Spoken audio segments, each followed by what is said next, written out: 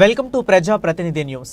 Congress party కోసం అంకిత భావంతో పనిచేసే వారికే ప్రాధాన్యత అని, పార్టీలో సంస్థాగత పదవులు వస్తాయని టీపీసీసీ పరిశీలకులు, రాష్ట్ర తెలంగాణ ఫిషరీస్ కార్పొరేషన్ చైర్మన్ మెట్టు సాయి కుమార్, జాతీయ youth Congress general secretary Varaprasad అన్నారు. బుధవారం ఒక ప్రైవేట్ ఫంక్షన్ హాల్లో చేగుంట నర్సింగ్ ముఖ్య కార్యదర్శుల కాంగ్రెస్ పార్టీ నిర్మాణ సంస్థాగత సన్నాహక సమావేశాలు చేపట్టారు. ఈ సమావేశానికి జిల్లా అధ్యక్షులు ఆంజనేయులు ముఖ్య అతిథిగా హాజరై మాట్లాడారు. పార్టీ పదవులు ఆశించేవారు గ్రామ, మండల, బ్లాక్, పట్టణ పదవుల కోసం దరఖాస్తులు చేసుకోవాలని, వారి విన్నతులను పార్టీ అధిష్టానానికి నివేదిస్తామన్నారు. పదవులు ఇచ్చేది పార్టీ అధిష్టానమేనన్నారు.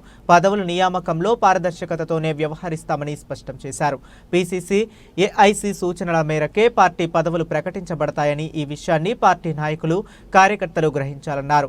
ఈ సమావేశంలో జిల్లా అధ్యక్షులు ఆంజనేయులు గౌడ్, దుబ్బాక కాంగ్రెస్ పార్టీ ఇన్ఛార్జ్ చెరకు శ్రీనివాసరెడ్డి, చేకుంట నర్సింగ్ కాంగ్రెస్ పార్టీ అధ్యక్షులు, వివిధ సంఘాల నాయకులు, యూత్ కాంగ్రెస్ నాయకులు, కార్యకర్తలు తదితరులు పాల్గొన్నారు.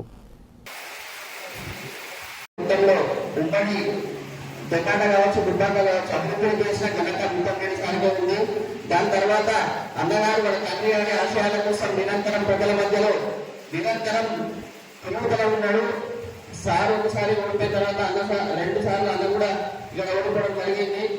ఆ 2 సార్లు కూడా ఓడిపోయినా కానీ ప్రజల మధ్యనే సమస్యలు తెలుసుకుంటూ వాళ్ళు పిలిచిన పెళ్లి కానీ, పేరెంటాలు కానీ, ఇంకేమైనా కానీ అన్ని ఒక పుట్టేటికడం కానీ ప్రతి ఒక్క ఫంక్షన్కు అన్న అని పిలవగానే నేనున్నా తమ్ముడు అని ముందుకొచ్చి ప్రతి గ్రామంలో, ప్రతి ఊరిలో ప్రతి సమస్య తెలుసుకొని మన మినిస్టర్ గారి ఆధ్వర్యంలో నిధులు తెచ్చి ఇక్కడ పనులు చేస్తున్నారా మీరు ఒకటి గమనించాలా. ఇక్కడేమో దగ్గర కాన్ఫరెన్సీ అది కేసీఆర్ది, ఇటువంటి సిరిసిల్ల కేటీఆర్ది, ఇటేమో హరీష్ రావుది. ఈ ముగ్గురు కలిసి బాగా ప్రెషర్ పెట్టుకున్నాను ఇక్కడ కార్యకర్తలకు కానీ.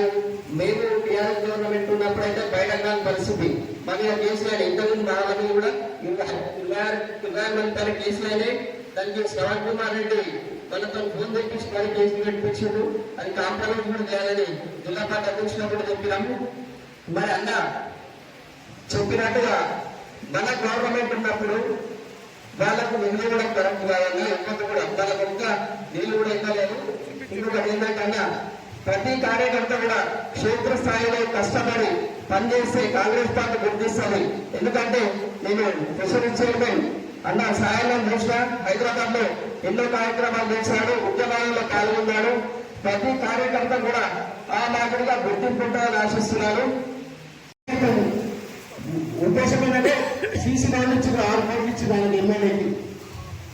అప్పుడు వారే చేసిన కాంట్రాక్ట్ బీఆర్ఎస్, ఇప్పుడు ఆయన చేస్తే మనకు 10 ఏళ్ల నుంచి మన పార్టీ జెండా కోసం కార్యకర్తలు మనం ఏ విధంగా వాళ్ళని ప్రోత్సహించాలి. మనం అదే టీఆర్ఎస్ నాయకులు మళ్ళీ సీసీ రోడ్డు వేస్తుంది. 10 సంవత్సరాలు మన కార్యకర్తలు ఉంచాలి, వాళ్ళు సీసీ రోడ్డు వేస్తారని ఉంచున్నాడు. మళ్ళీ ఇప్పుడు కూడా అదే పరిస్థితి మనకుంటే మనం ఏ విధంగా పార్టీ పలకగా నాకు. కాబట్టి రాష్ట్ర నాయకత్వానికి స్ట్రిక్ట్ గైడ్ లైన్స్. మన టీఆర్ఎస్ పార్టీ వాళ్ళు బీజేపీ శాసనసభ్యుడు ఉన్నప్పుడు ఇవన్నీ ఉంటాయి, మనకు ప్రేమ వాళ్ళని చూపించడం నాకు అర్థమవుతుంది. కాబట్టి ఎందుకంటే ఇంకా శాసనసభ్యులు ప్రభుత్వాన్ని కూడగొడతాయంటే మనకు పైసలు. కాబట్టి ఈ రాష్ట్ర నాయకత్వాలు ఈ ఇంపార్టెంట్ పాయింట్. ఎందుకంటే మనం అందరం బలంగా పనిచేయాలంటే మనకు ఒక బలం కావాలి. మనమే బలహీనపరుచుకుంటే మనం బలహీనపరుచుకుంటే మనం ఏదో చెప్పుకోవాల్సిన పరిస్థితి. అది దుబ్బాక నియోజకవర్గం, సిద్దిపేట నియోజకవర్గంలో ఉంది. ఇది రాష్ట్ర నాయకత్వానికి ఖచ్చితంగా చేయగలగాలి. దీనిపైన చర్యలు తీసుకోవాలని మనస్ఫూర్తిగా విజ్ఞప్తి చేసి సెలవు తీసుకుంటారు. గారు రాష్ట్ర ఇన్ఛార్జిగా వచ్చిన తర్వాత మరి మన గౌరవనీయులు రాష్ట్ర ముఖ్యమంత్రి గారు రేవంత్ రెడ్డి గారి నాయకత్వంలో, అలాగే రాష్ట్ర కాంగ్రెస్ పార్టీ రథసారథి అన్న మహేష్ గౌడ్ అన్న నాయకత్వంలో పార్టీ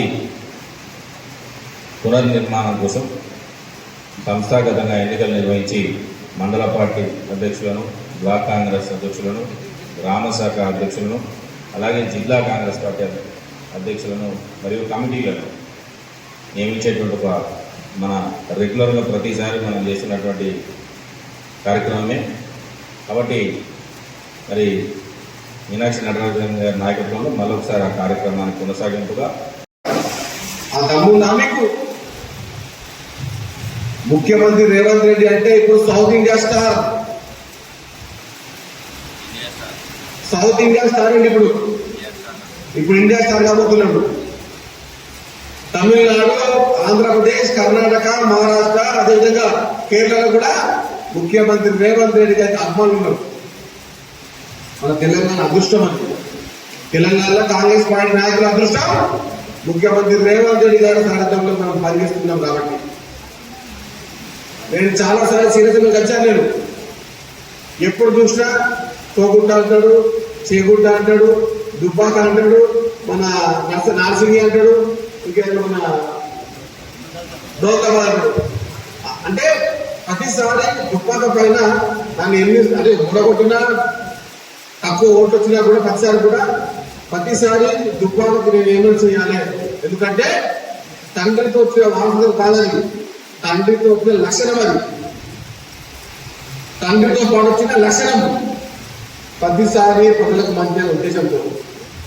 ఇప్పుడు సమావేశం చూస్తుంటే దుబ్బాక నియోజకవర్గ సమస్యలా ఉంది, ఏదో మన సమస్య లేదు. అంటే అంత ప్రతిష్టంగా ఉంది కాంగ్రెస్ పార్టీ. ఇక్కడ ఎందుకు ఓడిపోతున్నా, కొంతమంది చిల్లరగాళ్ళు వచ్చి చిల్లర మల్లరగా మాట్లాడేసి ఆ సమయానికే మీ దగ్గర ఓటు తీసుకొని ఓటు తర్వాత మీరు పట్టించుకొని నాలుగు